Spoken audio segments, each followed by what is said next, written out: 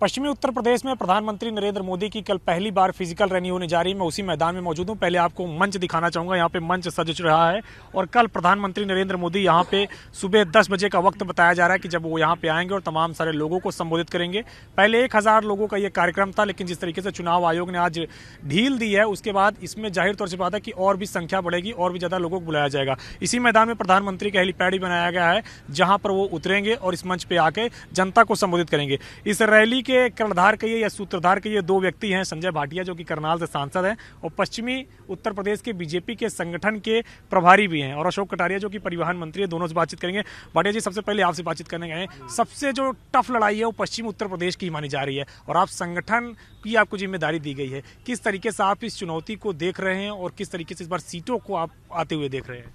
जब जिम्मेवारी मिली पश्चिमी उत्तर प्रदेश की तो मीडिया के माध्यम से, आप लोगों के माध्यम से यही जानकारी आती थी कि भाई ये टफ बैटल ग्राउंड है, लेकिन यहाँ आने के बाद मुझे ऐसा कहीं कुछ लगा ही नहीं। मुझे तो कोई दूसरी पार्टियों का चुनाव प्रचार भी नहीं लगा। भारतीय जनता पार्टी के कार्यकर्ता निरंतर पहले दिन से ही चुनाव में थे और आज भी चुनाव में है और बहुत अच्छा माहौल है। जिस तरह योगी जी ने कानून व्यवस्था का बहुत ज़बरदस्त एक एग्जाम्पल उत्तर प्रदेश के लिए नहीं पूरे देश के लिए ऐसा सेट किया है, आज हमारी बहनें, हमारी बेटियां अपने आप को इतना सुरक्षित महसूस करती हैं।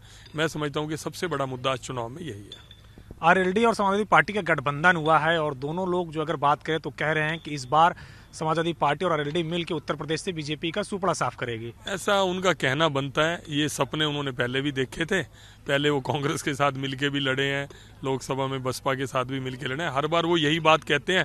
अभी वो मैदान में तो उनका कहना भी यही बनता है, लेकिन रिजल्ट उनको भी पता है, सबके सामने आ जाएगा। लोग बहुत प्यार करते हैं योगी जी को, मोदी जी को।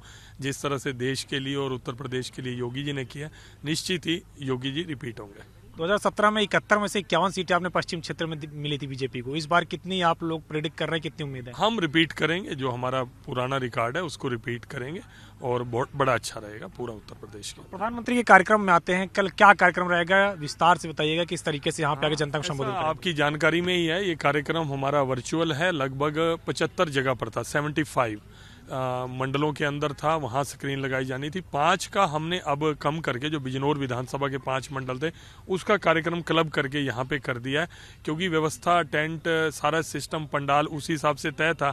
इसी ग्राउंड के अंदर आज ही परमिशन आई कि 1/3 आप उसको यूज़ कर सकते हैं। आज 11 बजे ये जानकारी मिली तो हमने फिर उसको थोड़ा ओपन कर दिया कि जो लोग अब आना चाहते हैं, पहले तो रिस्ट्रिक्टेड हम लोग बुला रहे थे, अब सिर्फ सूचना दी है कि आप जितने लोग कल आ जाएंगे।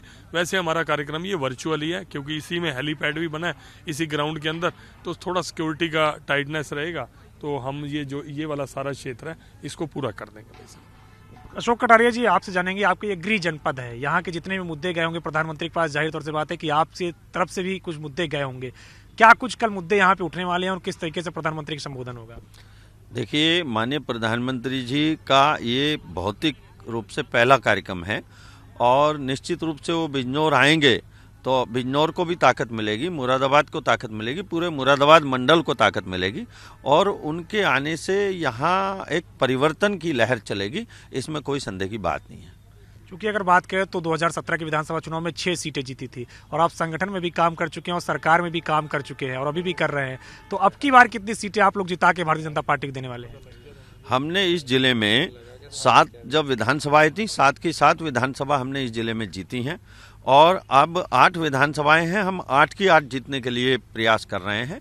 हमारी जो नजवाबाद विधानसभा है, नगीना विधानसभा है, वहाँ भी हमारा चुनाव बहुत अच्छा लड़ा जा रहा है। आरएलडी को कितनी बड़ी चुनौती मानते हैं और समाजवादी पार्टी के साथ जो उनका गठबंधन है, कितनी बड़ी चुनौती मानते हैं? 2 लड़कों की जोड़ी उत्तर प्रदेश के चुनाव में पहले भी बन चुकी है, पहले भी फ्लॉप हो चुकी है और ये 2 लड़कों की जोड़ी अब भी फ्लॉप ही निकलेगी। मैं अच्छे से जानता हूँ, पश्चिमी उत्तर प्रदेश में जब भी आम जनता को कोई पीड़ा हुई, कष्ट हुई, भारतीय जनता पार्टी के कार्यकर्ता वहां जाकर खड़े हुए, उनके लिए लड़ाई लड़े। भारतीय जनता पार्टी के कार्यकर्ता जेल गए उनके साथ और जिन पर नाजायज मुकदमे लगे थे पश्चिमी उत्तर प्रदेश में, मुजफ्फरनगर में, उनके नाजायज मुकदमों से बाहर निकालने का काम अगर किसी ने किया तो केवल भारतीय जनता पार्टी और उसके कार्यकर्ताओं ने किया। पश्चिमी उत्तर प्रदेश कभी नहीं भूल सकता इस बात को कि सचिन और गौरव की जो हत्या हुई थी वो केवल हत्या नहीं थी, वो नृशंस हत्या थी। वो उस तरह तड़पा कर उनको मारा गया। उस पश्चिमी उत्तर प्रदेश के अंदर भारतीय जनता पार्टी उनके साथ खड़ी थी, पूरे पश्चिमी उत्तर उत्तर प्रदेश में, ये पश्चिमी उत्तर प्रदेश भूला नहीं है। ये पश्चिमी उत्तर प्रदेश भूला नहीं है या बीजेपी भूलने नहीं दे रही है, ये वक्त ही बताएगा, क्योंकि 10 मार्च को नतीजे आने हैं और प्रधानमंत्री नरेंद्र मोदी की कल पहली फिजिकल रैली उत्तर प्रदेश के अंदर होने जा रही है। तो जिस तरीके से बीजेपी के तमाम सारे नेता मुजफ्फरनगर दंगों का जिक्र कर रहे हैं, उसकी बात कर रहे हैं, तो देखना है तो कल प्रधानमंत्री जब अपनी फिजिकल रैली करते हैं तो क्या वो भी इन बातों का जिक्र करते हैं, और जब नतीजे 10 मार्च को आएंगे तो ये पता चलेंगे कि बीजेपी के दावों में कितनी सच्चाई है। कैप्टन विपिन के साथ अविनाश तिवारी, एबीपी गंगा, बिजनौर।